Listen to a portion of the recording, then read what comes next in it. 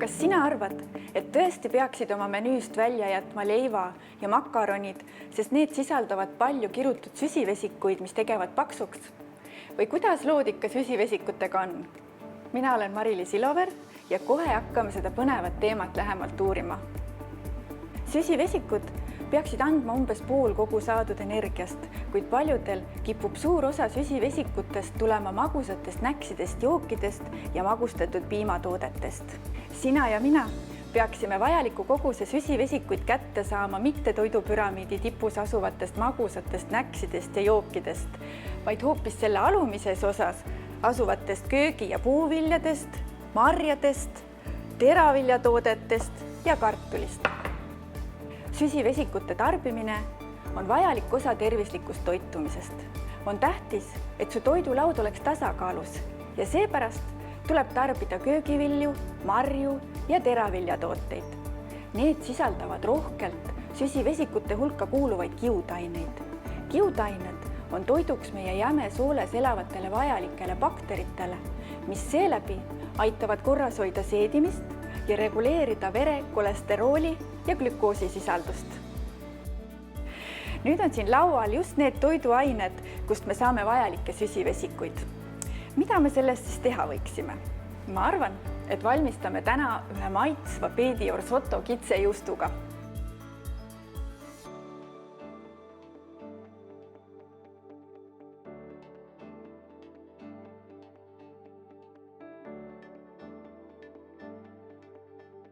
Ma panen pliidi sooja ja kõigepealt läheb potti meil rasvaine, milleks ma kasutan võid.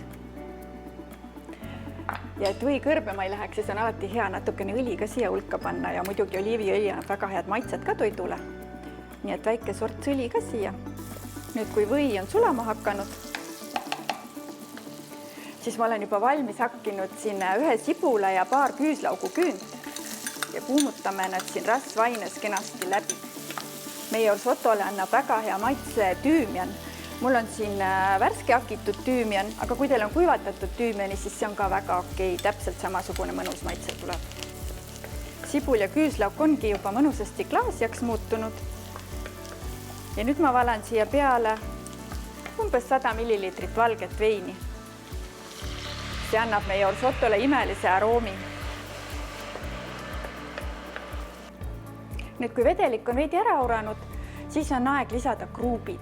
Orsottot tehaksegi just nimelt kruupidest. Kui risotto on riisist, siis orsotto on kruupidest. Kruupid ma soovitan alati enne kergelt läbi loputada sõelal külma vee all, sest veskist on siia sattunud veskitolmu või mis iganes mustust kruupide peale, nii et igatahes need on sõelal kergelt läbi loputatud kruupid.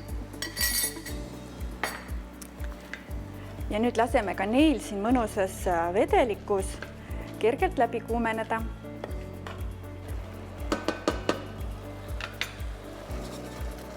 Nii, kui ka kruupid on kenasti kuumust saanud, siis on aeg siia potti valada maitsev kodus tehtud kanapuljong. Seda läheb tarvis umbes 700-800 milliliitrit, natuke alla liitri ühesõnaga. Ja jätame ta pooleks tunniks kaane alla vaikselt podisema. Ja nüüd on pool tundi möödas, vaatame, kuidas siin kruupidega lood siis on. Nad on mõnusalt juba vedelikku sisse imanud ja on pehmenenud, nii et tundub, et täpselt paras on kõik.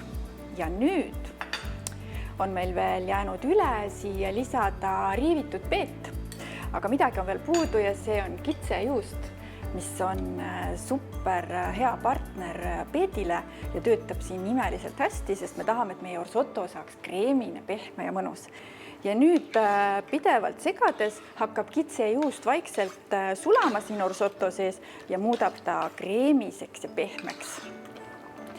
Ja tegelikult ongi meie imeilus ja maitsev Pedior Sotto kitsejuustuga nüüd valmis ja ongi aeg serveerida. Ja ma tõstangi meie värskelt valminud imeilusa värviga ja maitsva Pedior Sotto serveerimistaldrikusse. Ja et see veel ekstra hea saaks, siis ma hakkisin siia peale veidi metspähkleid, mis annavad sellise mõnusa krõmpsuva tekstuuri. ja muidugi värsket rohelist rukoolat. Ja valmis ta ongi. Meie organism vajab süsivesikuid ja eriti kiudaineid. Tähtis on süüa mitmekesiselt ja mitte millegagi liialdada. Siit saad kindlasti kätte kõik endale vajalikku, nii et proovi aga julgelt järele.